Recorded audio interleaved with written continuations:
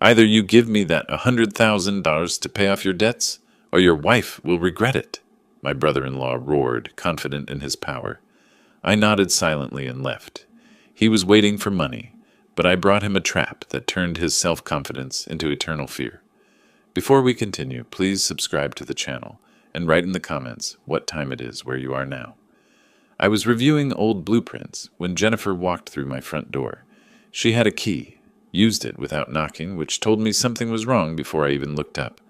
The portfolio sheets from my Phoenix Medical Center project slipped from my hands as I watched her drop her purse by the entrance. Mascara smudged, hands shaking. She collapsed onto the leather couch. "Dad?" I didn't know who else to call. I set the blueprints aside, moved to sit beside her. My coffee had gone cold an hour ago, still sitting on the side table. February afternoon. Light slanted through the blinds, dust particles suspended in the air between us. What happened?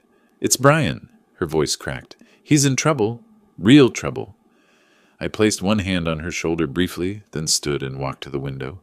The neighbor's oleander hedge needed trimming. I focused on that instead of the tightness spreading through my chest. "Tell me everything." She did. Fragmented confession. Underground poker games. Promises that it was under control. Bookmakers with reputations for breaking more than promises. The number came out hesitantly, like she could soften it by whispering, $87,000, Dad. My hand tightened around the coffee mug I'd picked up without thinking. The ceramic warmed against my palm. I didn't raise my voice. Didn't need to. "Jennifer, do you remember what I said 5 years ago? Before the wedding?" "Dad, please don't." "I'm not saying I told you so. I'm asking if you remember." She looked at the floor. "You said he wasn't ready." "That we weren't ready." "And now?" Silence answered better than words. She cried into her hands while I stared at that oleander hedge. 5 years ago I'd warned her. Young architect with expensive tastes. Inherited money he'd already burned through. Job offers that never materialized. She'd told me I was being controlling, that I didn't understand love. Maybe I didn't, but I understood patterns. Brian said he can fix this if he just gets the money. He promised. Promises. The cheapest currency in circulation. "Go home. Rest. I'll handle this." She hugged me before leaving, quick, desperate squeeze, then gathered her purse and walked out. The door closed at 4:03 p.m. I watched from the window as her car disappeared down the street. Then I returned to my coffee, blueprints, and the silence that filled the house like water. 3 hours later, the door opened again. No knock. Brian walked in like he owned the place. 7 o'clock. Winter darkness pressing against the windows. He wore a pressed shirt, expensive watch catching lamplight, sat in the armchair across from me without invitation, arms spread across the back like a king claiming his throne. "Let's skip the small talk. I need $100,000. I studied his face. Confident smile, steady eye contact, not a tremor anywhere. Either he was a better actor than I'd given him credit for, or he genuinely believed this would be easy. That's a significant amount. 5 days, Ronald. He leaned forward. The watch glinted again, probably cost $3,000 he didn't have. "Either you give me this money or your daughter will regret it. You know what kind of reputation these people have." The threat hung in the air between us. Not physical, he was too smart for that. Psychological, carefully calibrated pressure through Jennifer's safety. Through my fear. I let the silence stretch. 15 seconds. Long enough that his smile faltered slightly at the edges. Then I nodded once. 5 days. I'll need time to gather that amount. He stood, adjusted his jacket. "Smart choice, old man. I'll be back Friday evening." The door clicked shut behind him. I didn't move for a full minute, just sat there listening to his car start outside. Engine rumble. Tires on asphalt. Silence returning. Then I walked to my office.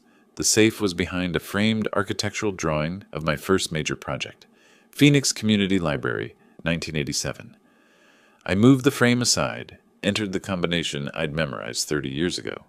Inside, property deeds, investment documents, legal papers from 3.5 decades of building other people's dreams.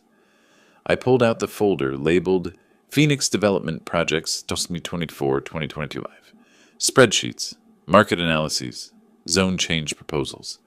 All the research I'd done last year when I was considering one final investment before full retirement. I decided against it then. Too risky, too much work. Better to enjoy my savings. But risk is relative to stakes. I picked up my phone, scrolled to Kevin Foster's contact, my former business partner. He'd stayed in the game when I'd retired, still consulting on commercial developments across Phoenix. He answered on the second ring. "Kevin, it's Ronald Parker." "Ronald, haven't heard from you in months. How are you?" "I need your advice on something. Real estate matter. Can we meet tomorrow morning?" Brief pause. Kevin knew better than to ask questions when I used that tone. "Of course. 7:30 at the usual spot?" "Perfect. See you then." I hung up and looked at the documents spread across my desk. Brian thought he was playing me. Thought he could walk into my home, threaten my daughter, and I'd simply hand over money like a frightened old man. He had no idea I'd spent 35 years solving problems more complex than him. This was just another blueprint, and I always finished what I started. Dawn broke over the Sonoran Desert as I drove east through Phoenix. Sparse traffic, winter light turning saguaros into dark silhouettes against pink sky. I'd barely slept, but my hands were steady on the wheel. Brian's smirk kept replaying in my mind, not with fear, but with clarity. The cactus bloom sat where it always had, weathered stucco and neon sign barely visible in the early light. Kevin's truck was already in the lot. He'd ordered coffee by the time I slid into the corner booth. Steam rising from 2 cups, morning heat not yet strong enough to overpower the diner's air conditioning. "You sounded different on the phone last night. What's going on?" "I need information about the current market, specifically undeveloped land." Kevin poured cream into his coffee, careful spiral pattern. "You thinking about coming out of retirement, building something?" "Something like that. What's available on the east side?" "East side? Nothing worth touching." He paused, set down the creamer. "Unless there's one parcel. 3.2 acres. Family's unloading it for $45,000. "Why so cheap?" "Wrong side of Highway 60. No utilities. Been sitting 2 years." I watched his face. Kevin had always been terrible at hiding when he knew something valuable. "But," he grinned, "but city council's voting next month on commercial rezoning. That parcel will be adjacent to the new complex.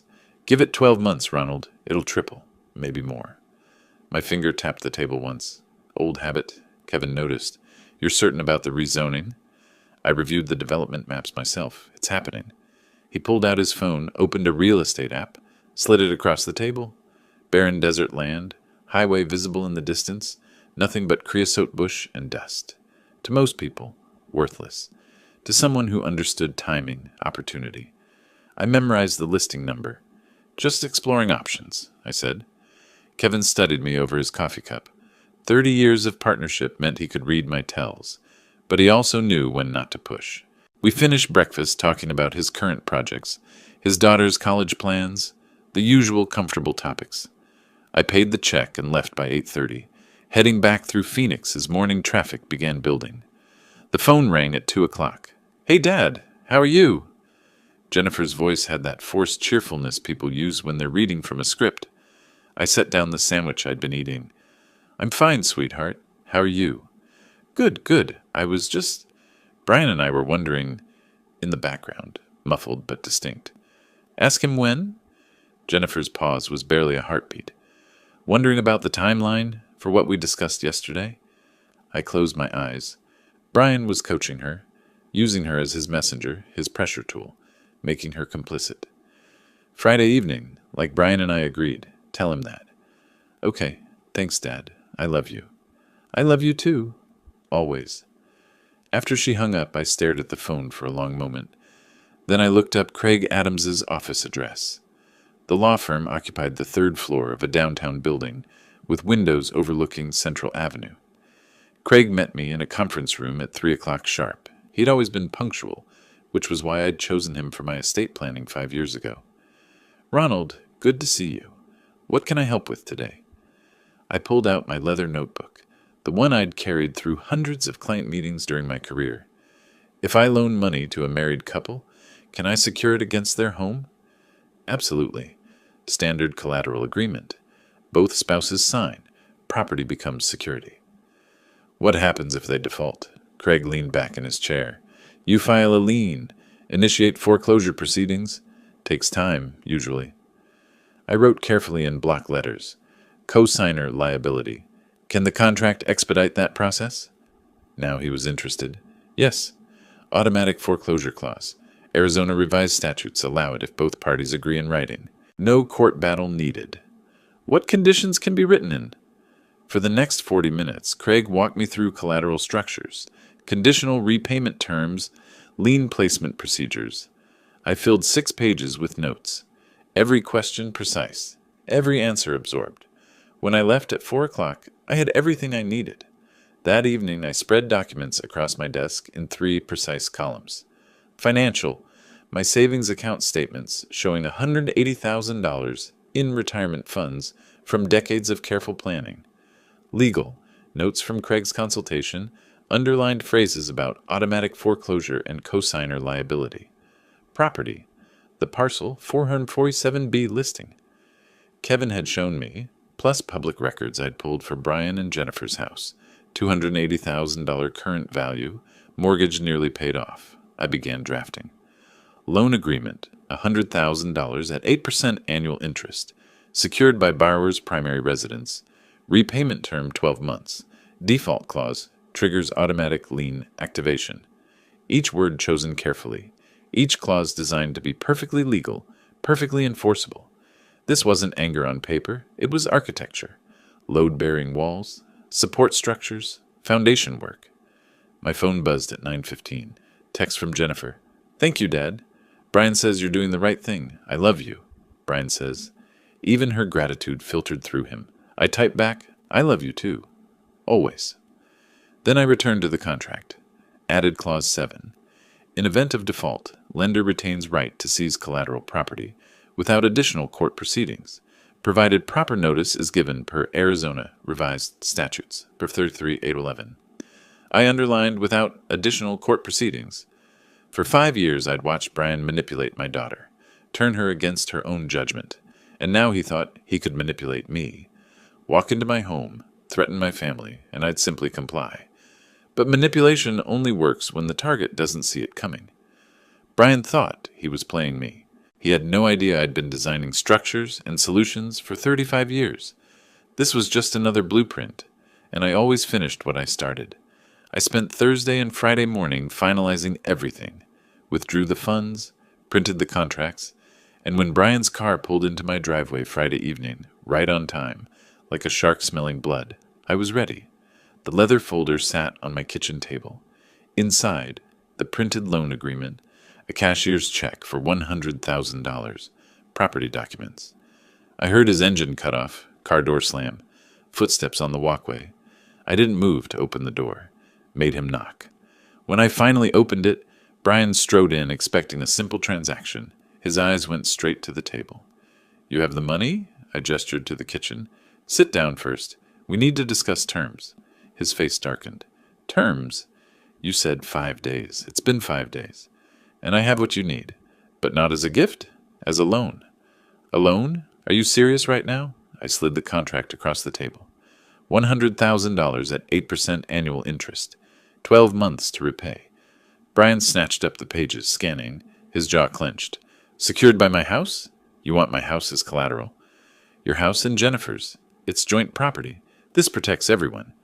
This is insulting. You don't trust me? I met his eyes. This isn't about trust. It's about responsibility. Sign it or find another solution by midnight. For 2 minutes, silence. Brian pulled out his phone, scrolled through messages, calculating, probably checking if his bookmakers would give him more time. His thumb hovered over the screen. Then he set the phone down hard. He picked up the pen. I need Jennifer here. She has to sign too. I called her. She arrived within 20 minutes. Brian had clearly told her to be ready. When she walked in, confusion clouded her face. Dad, what's going on? Brian called me over. Everything's fine, sweetheart. I'm helping with Brian's situation, but we need proper paperwork. Paperwork? Just a loan agreement, standard documentation. You'll need to sign as co-owner of the house. She glanced at Brian. He nodded slightly. She turned back to me, trusting. Okay, if you think it's necessary. I placed the pen in her hand. She barely glanced at the document before signing, looking at my face instead of the contract. That look, complete faith in her father, made my chest tighten. But I needed this protection in place. For her, even if she couldn't see it yet. I witnessed both signatures, added my own, handed Brian the cashier's check. He stood, holding it. Satisfied now? I'm satisfied that everything's legal and documented. 12 months. I'll have this paid back in 6. I hope you do. He turned toward the door. Come on, Jennifer. We're done here. They left without another word. The door clicked shut. I stood alone in my kitchen, the signed contract on the table. 3 weeks passed. Radio silence. Brian paid off his bookmakers, I assumed, since nobody came looking for him. Jennifer called twice in early March, voice light with relief. Thank you so much, Dad. The nightmare's over. I didn't correct her, just listened, made appropriate sounds, told her I loved her. During those weeks, I executed Phase 2. I contacted the title company handling Parcel 447B, used $45,000 from my remaining savings, money I'd kept separate from the loan funds. The closing took 12 days, standard procedure. By mid-March, the deed was registered in my name alone. 3.2 acres of desert scrub on the wrong side of Highway 60. To anyone else, worthless. To me, opportunity. Simultaneously, I reached out to Marcus Webb. We met at a coffee shop on the north side, neutral territory, nowhere Brian would recognize. Marcus arrived early, already nursing black coffee when I walked in. 67 years old, retired Phoenix PD detective. Sharp eyes that still scanned rooms by habit. Ronald, been a while. What's this about? I need to document someone's activities. Gambling related. His expression didn't change, but something shifted in his eyes. Understanding. For legal proceedings? Potentially, I need facts, not assumptions. Public records first, then observation if necessary. Nothing illegal. Exactly, just the truth. Marcus taught me how to access court filings, check for previous gambling-related incidents, monitor social media patterns. He also agreed to conduct discreet surveillance when opportunities arose. Not entrapment, documentation. By late March, I had a system. Black notebook, block capital entries, dates underlined twice, each observation logged with precision. March 28th entry. Brian observed entering location on Mill Avenue, Tempe, 9:47 p.m. Exited 1:23 a.m. Pattern consistent with previous reports. I closed the notebook, placed it in my safe alongside the loan documents. 1 month after the signing, I sat in my office reviewing 3 files. The signed loan agreement with 11 months remaining, the deed to Parcel 447B, already appreciating as rezoning news circulated, estimated current value $65,000, and Marcus's preliminary report confirming Brian had returned to poker games. I didn't feel victorious, just patient. I opened my calendar, counted forward 12 months to late February 2026, circled the date, set a reminder, but I knew things would likely accelerate before then. Brian thought he'd gotten what he wanted, $100,000, a father-in-law who'd folded under pressure. But architects don't fold. We build, layer by layer, and I was just laying the foundation. April arrived with unexpected heat, both weather and tension. For 3 weeks after signing the loan, Brian had been quiet. Too quiet. I should have known he was planning something. The phone call from Jennifer confirmed it. I was in my garden that morning, kneeling beside barrel cactus, pruning shears in hand. Desert plants require specific care. Remove dead growth, encourage new. My phone buzzed against my hip. Dad, I need to talk to you, now. Her voice carried an edge I hadn't heard before. Strained, accusatory. What's wrong? Not over the phone. Come to our house. 15 minutes later, I pulled into their driveway. Brian's car was there. He'd orchestrated this. Jennifer opened the door, arms crossed, no greeting. We moved to the living room. Brian stood against the far wall, arms folded, dominant posture.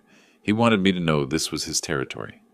Jennifer sat on the couch. I took the chair opposite her, deliberately angling away from Brian.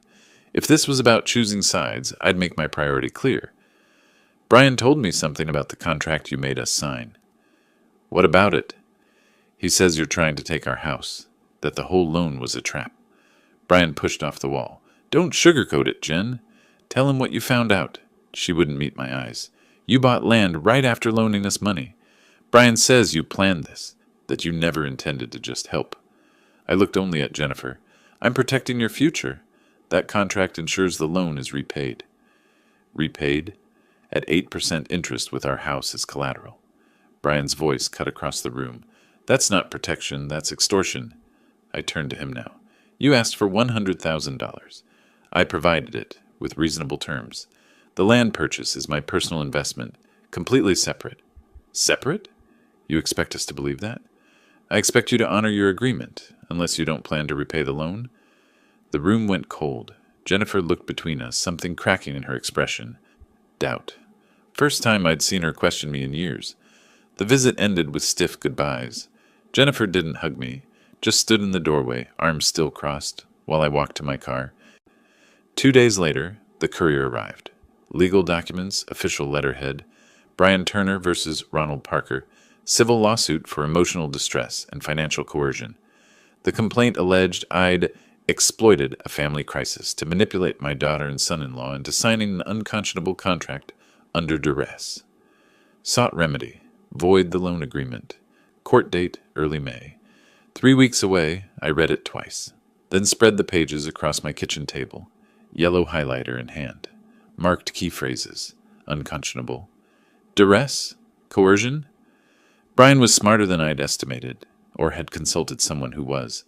That night, I lay in bed, eyes open. Clock read 2:17 a.m., then 3:44 a.m., then 4:56 a.m. For the first time since this started, doubt crept in. If the loan was voided, I'd lose leverage. Be out $100,000. And Jennifer, she'd stopped calling. Brian's influence spreading like poison. I needed verification. Amanda Sims came recommended by Craig Adams, notary public, paralegal specialist, document verification expert. Her office occupied a small suite in Scottsdale. Professional but unpretentious. She reviewed the loan contract for 30 minutes straight, making notes, cross-referencing Arizona statutes. Finally looked up. This is solid. Every clause is enforceable. But he's claiming coercion. Can he prove you threatened them? Withheld information? Misrepresented the terms? No. Brian signed because his bookmakers were threatening him. Jennifer signed because she trusts me. Amanda paused. That's his angle then. Your daughter's trust. He'll claim you exploited it. The words hit harder than expected. How do I counter that? Prove he's the manipulator, not you. Show he's still gambling, still irresponsible. Make the court see who really deserves protection here. I mentioned Marcus's documentation. Amanda's eyes sharpened.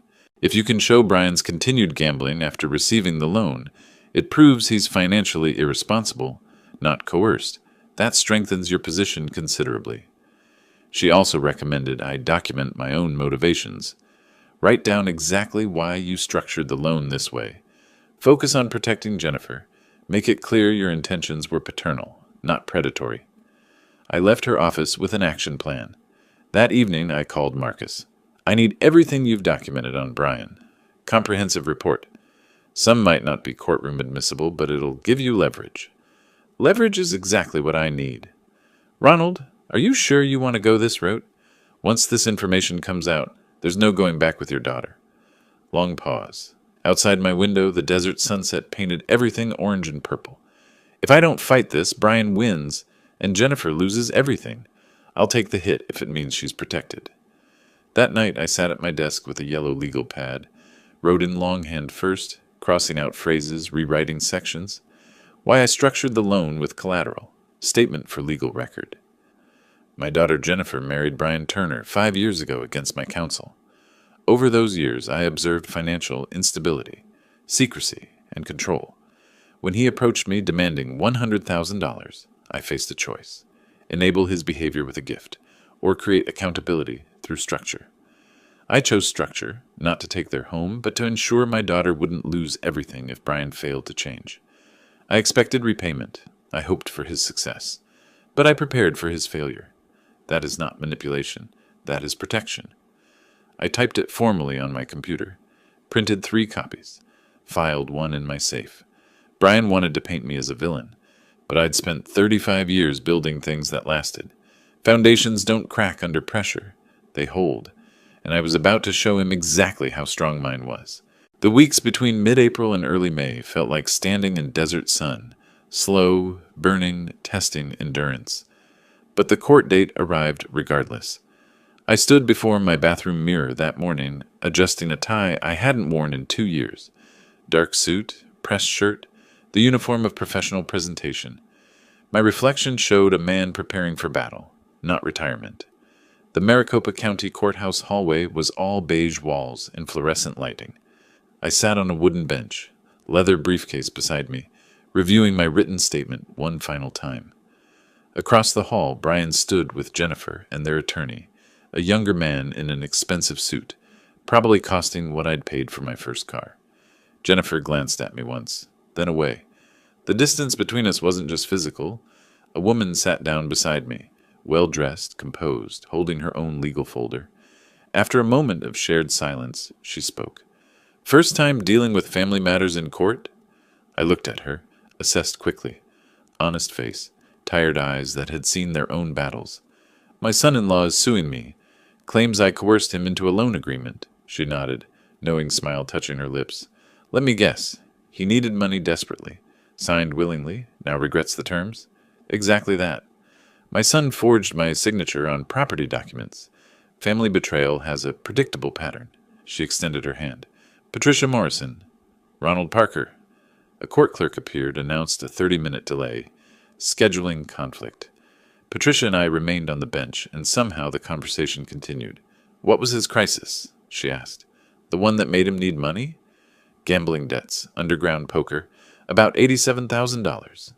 Patricia leaned forward slightly, voice lowering. "Did he report any gambling winnings to the IRS?" "I doubt it." "Then you have leverage. Tax fraud destroys credibility. Courts won't sympathize with someone actively defrauding the government." My mind sharpened.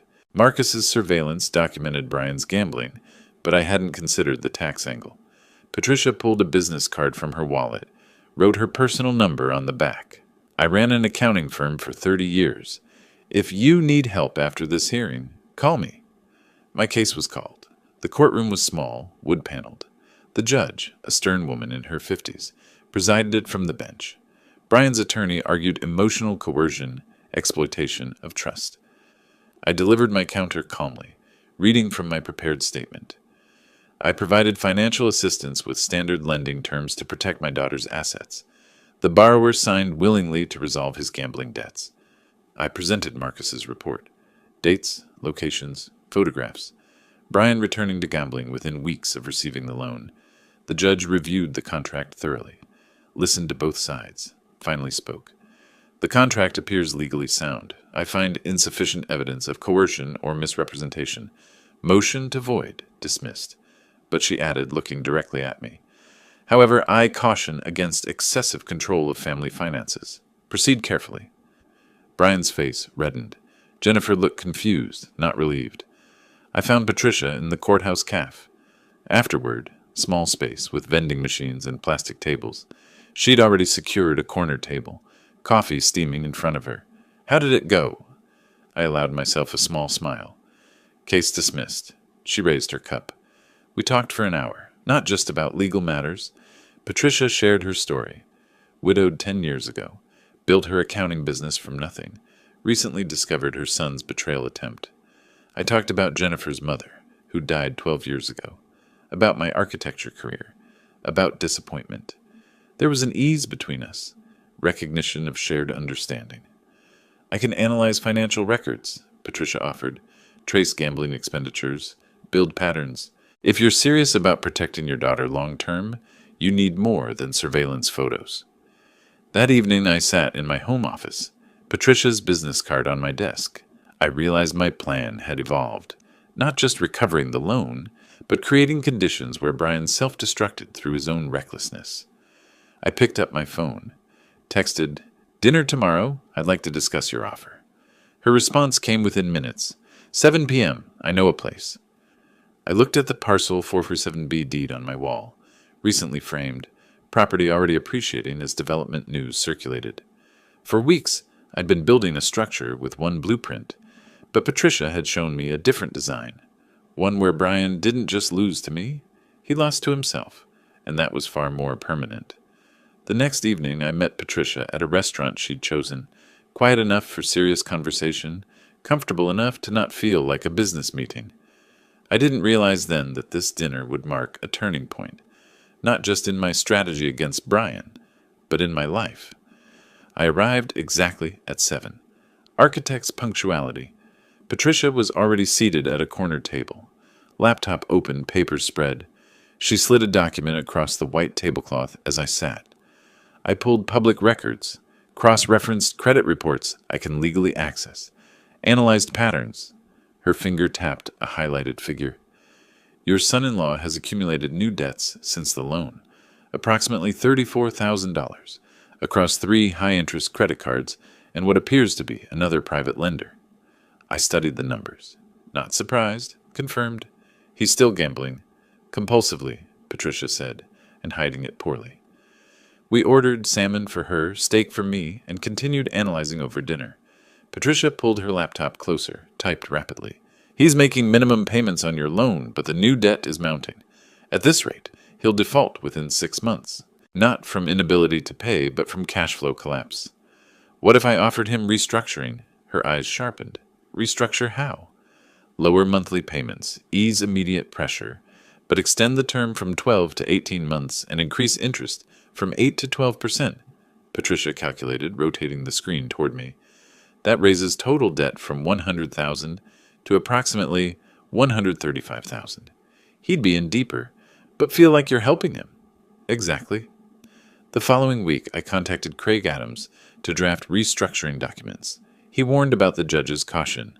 I countered that I was offering relief, Brian's choice to accept or decline. I didn't call Brian directly. Sent the offer through formal letter. He called within 2 days. You're serious about this? It reduces your monthly burden from $800 to $550. Gives you breathing room. What's the catch? 18 months instead of 12. Interest increases to 12%. But if you can't manage current payments, this helps. Pause. I can manage $550. Then we have an agreement. Mid-June brought unexpected news. The Phoenix Planning Department confirmed. Parcel 447B officially included in the commercial development zone. I hired an appraiser for current valuation. The estimate, $180,000, 4 times my purchase price in 3 months. I called Kevin Foster. You were right about the rezoning timeline. I heard the shopping complex broke ground last week. Your land will be prime retail access. You could sell today for $180, easy. I didn't plan to sell, but I recognized leverage. I invited Brian to lunch at a diner, neutral territory, my choice of setting. Discussed the restructuring terms casually, then mentioned, almost as an afterthought, I invested in some land east of the city in March. It's appreciated significantly due to development plans. Brian's interest visibly perked. Gamblers are drawn to winning opportunities. How much appreciation? Bought at 45. Current appraisal is 180. That's significant. Commercial development. I'm considering selling a 40% stake. $80,000 for someone who can move quickly. Why offer it to me? Family. Despite our differences, I believe in giving opportunities. The hook was set. Over the next 2 weeks, Brian secured a high-interest personal loan, $80,000 at 15% from a predatory lender. Signed promissory note for the land stake, payable in 12 months. What he didn't realize, I controlled the sale timing, written into the agreement. Brian now owed restructured loan, $135,000, investment debt, $80,000, existing credit cards, $34,000, total obligations, $249,000. His annual income as mid-level real estate manager, $75,000. The math didn't work, and I knew it. Throughout that month, Patricia and I met weekly, sometimes strategy sessions, sometimes simple dinners or walks. We visited an art gallery downtown, small local space, abstract desert landscapes, stood close at a painting of desert dawn, shoulders nearly touching. I haven't felt this engaged in years, Patricia admitted. My work was always numbers, but this is using them for justice. I couldn't do this without your insight. Silence. Then, is that the only reason you keep calling? I paused. Honest. No, it's not. We didn't kiss or make declarations. just acknowledge something growing. Late June evening, we sat on my back patio. Desert sunset painted everything orange and purple. Patricia reviewed her laptop. Brian's financial profile now shows he's overleveraged by a factor of 3. Any disruption, job loss, market shift, unexpected expense, and the entire structure collapses. And when it does, she looked at me steadily. You'll own his house. His stake in the land reverts to you, and Jennifer will see exactly who she married. I nodded slowly. I'd built careers on understanding load-bearing capacity. Every structure has a breaking point. I'd just ensured Brian reached his, not through my force, but through his own greed. Architects don't destroy buildings. We simply stop reinforcing them. July brought Phoenix's brutal heat. Temperatures over 110, air shimmering above asphalt. But the real pressure was building inside Jennifer's marriage. I knew it would crack eventually. I just didn't expect her to be the one to break it open. She arrived mid-morning without calling first. I opened the door to find her holding a manila folder, face puffy from crying, but expression different than before. Not confused, resolute. I need to show you something. I should have looked sooner. We moved to the kitchen table. She spread documents across the surface with trembling hands. Bank statements showing cash advances, credit card bills with gambling charges, printed text messages using coded language about the game, and settlements. I found these in his office, hidden in a locked drawer. She pointed to each paper. There's more debt. New debt. 34,000 in credit cards I didn't know existed. And these messages. He's still gambling. After everything. After your loan. After promising me. I sat quietly. Let her process. She finally looked up. You were right. From the beginning. And I didn't want to believe it. I'm so sorry, Dad. I reached across the table, placed my hand over hers. Jennifer, look at me. You have nothing to apologize for. I chose him over you. I doubted you. You loved someone. That's not weakness. That's what you're supposed to do when you marry someone. But you knew? I suspected. There's a difference. And even if I knew for certain, you needed to see it yourself. Otherwise, you'd always wonder if I manipulated you. The front door opened. Patricia entered carrying a grocery bag. She had a key now. Another detail Jennifer noticed immediately. Patricia set the bag on the counter, read the room, sat at the table, but didn't speak right away. Jennifer glanced between us. How long have you two been? A few months, Patricia said honestly. Since May. We met at the courthouse. Jennifer processed this. Her father had moved on, built a life she wasn't part of. But instead of resentment, something else crossed her face. Relief? Maybe. He wasn't alone. Patricia leaned forward slightly. 20 years ago, my husband did something similar. Made me doubt reality. When I finally left, I thought I'd never trust anyone again. But you do. Eventually. When you find someone honest. Jennifer nodded slowly, then straightened her shoulders. I'm filing for divorce. I asked carefully. Are you certain? I've been certain for weeks. I just didn't want to admit it. We discussed logistics. Attorneys I could recommend. Financial advisors. Where she'd stay temporarily. I didn't do it for her. Just gave her the tools. She left around 2 o'clock to start packing. Brian arrived at 7 that evening. Must have tracked her car, realized where she'd gone. He was disheveled, aggressive. You turned my wife against me. He stood on my front step. You've been planning this all along. I didn't invite him inside, just stood in the doorway. I have evidence, he continued. Personal letters between you and that woman. Started before my lawsuit, even. I'll show everyone what kind of man you really are. There are no letters, Brian. No secret correspondence. We've done nothing wrong. I'll destroy your reputation. Do what you need to do. The truth is on my side. Patricia appeared behind me, stood beside me. United front. Brian stared at us both, realizing he was facing something he couldn't manipulate or intimidate. He left without another word, but his parting shot drifted back. This isn't over. After his car disappeared, Patricia took my hand on the front porch. First overt physical affection we'd shown. He'll keep trying to poison people against us. Let him try. Anyone who matters knows the truth. She studied my face. Are we really doing this? At our age? Starting something new? I think we've been doing this for weeks. We just didn't say it out loud. Then I'm saying it now. I care about you. More than I expected to. I squeezed her hand. I care about you too, and I'm done pretending that's complicated. We went back inside together. Later that night, I sat in my office, but I wasn't reviewing documents or plotting moves, just thinking. For months, I'd been so focused on protecting Jennifer from Brian that I'd forgotten what came after. But Patricia reminded me, protection isn't the end goal. Freedom is, and Jennifer had just claimed hers. Now Brian faced a new reality, not just me as an adversary, but Jennifer as someone he could no longer control. That changed everything. August arrived with Jennifer moved into a new apartment, divorce papers filed, and Brian facing two realities. He'd lost his wife, and his payment deadline had arrived. I'd spent 3 weeks letting him stew in uncertainty. Now the bill came due. Literally. August 5th, 9 o'clock morning. Patricia sat at my breakfast nook with coffee while I checked my computer screen. Bank account balance unchanged. No incoming wire transfer.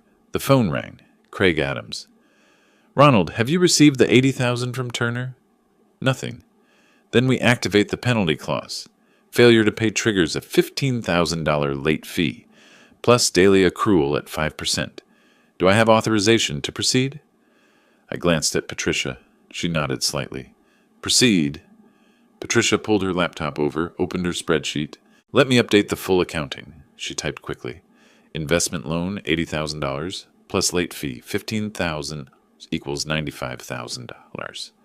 Restructured loan now at $118,000. 10 months into the 18-month term, interest accrued. Total owed to me, $213,000. That afternoon, 3 missed calls from Brian. Then a text. Need to talk, please. We met at a coffee shop, neutral territory. Brian looked terrible.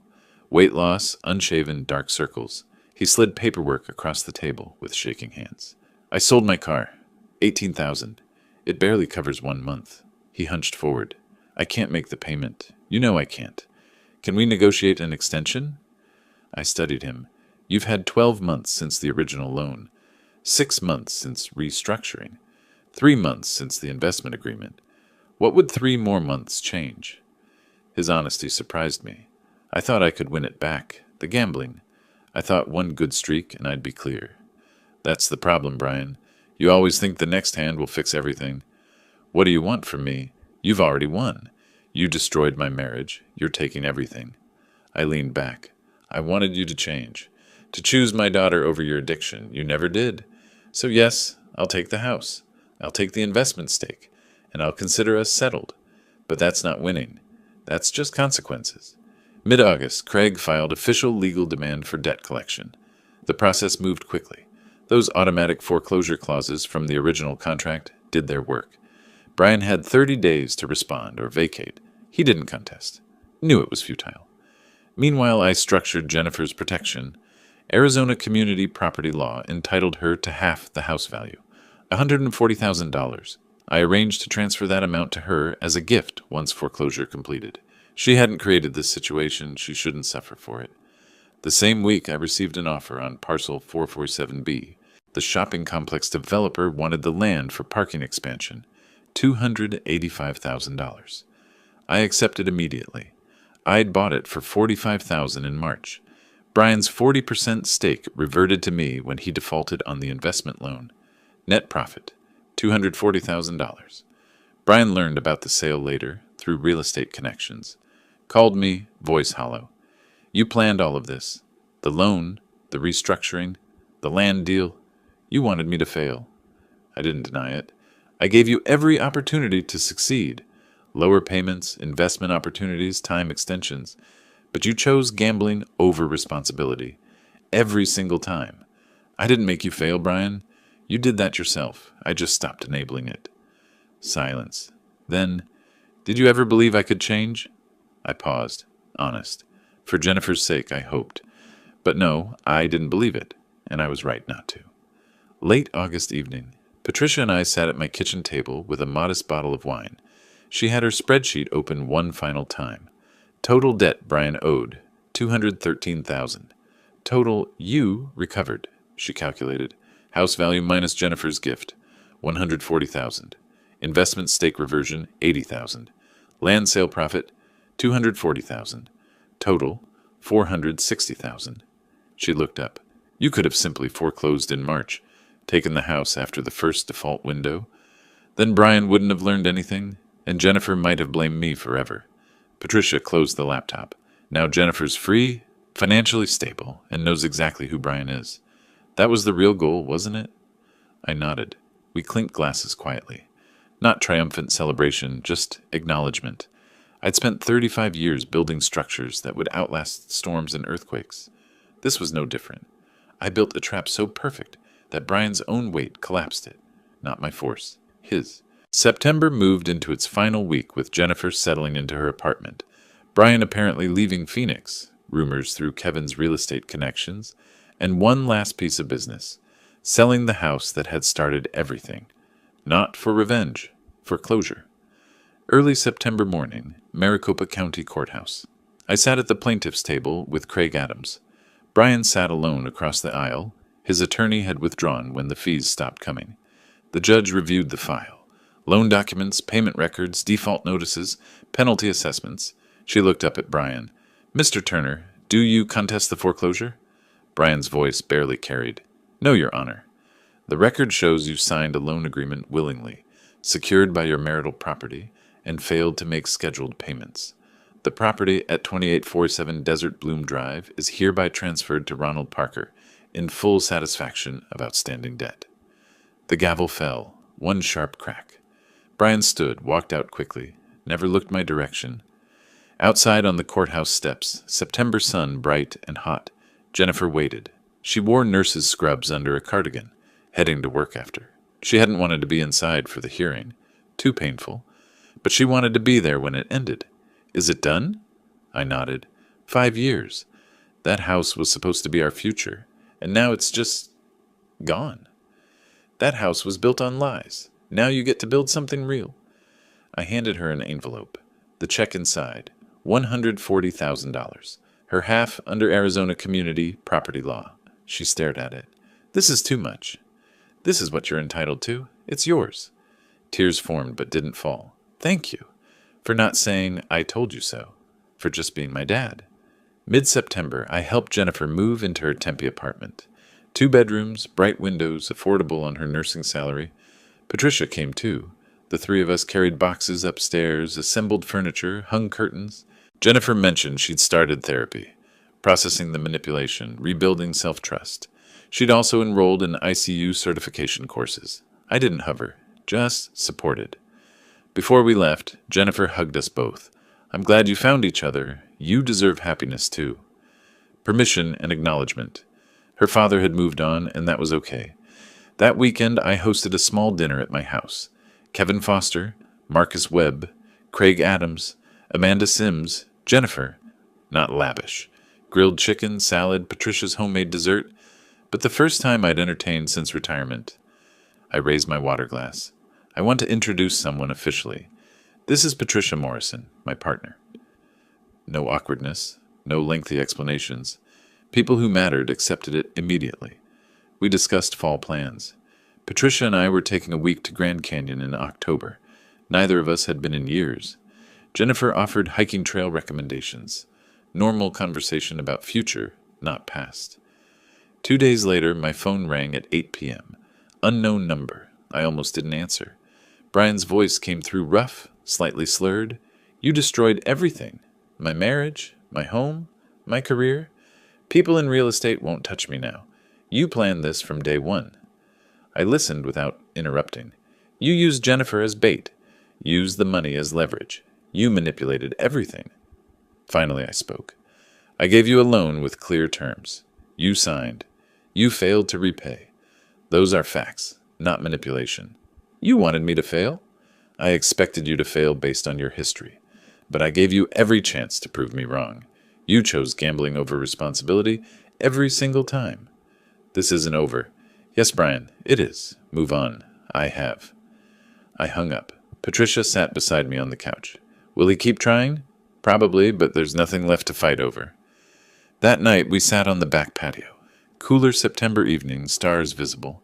Planning the Grand Canyon trip. Hotel reservations, hiking trails, photography spots. When's the last time you took a real vacation? Before Jennifer was born, 34 years ago. Then we're overdue. Comfortable silence. Then, do you think about what comes next? After this trip? I think about it constantly. What do you see? A life that isn't defined by fixing problems. Just living. Patricia squeezed my hand. For months, every action had been strategic. Build the trap, execute the plan, protect Jennifer. But sitting there with Patricia, I realized the revenge had never been the goal. The goal was this: freedom to imagine a future without Brian's shadow. And we'd finally earned it. Late September morning, I stood in the empty house at 2847 Desert Bloom Drive with a real estate agent.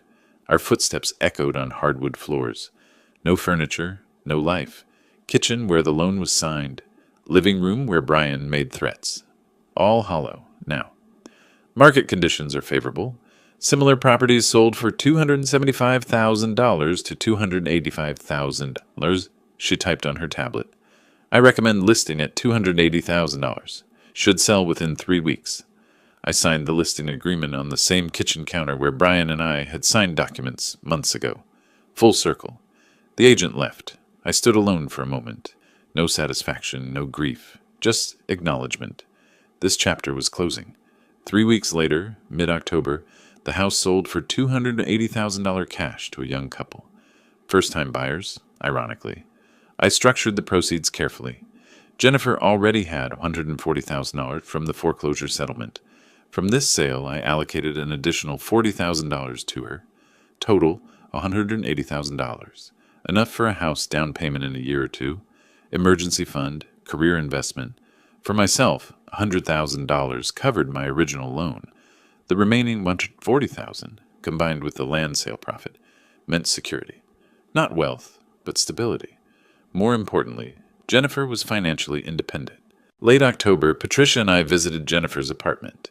She'd decorated plants, artwork, photos. Noticeably none of Brian.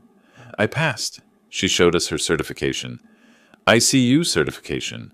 Hospital's moving me to critical care with a 22% salary increase. That's wonderful, Patricia said. And I'm dating someone, just casually. A respiratory therapist from work. Jennifer smiled.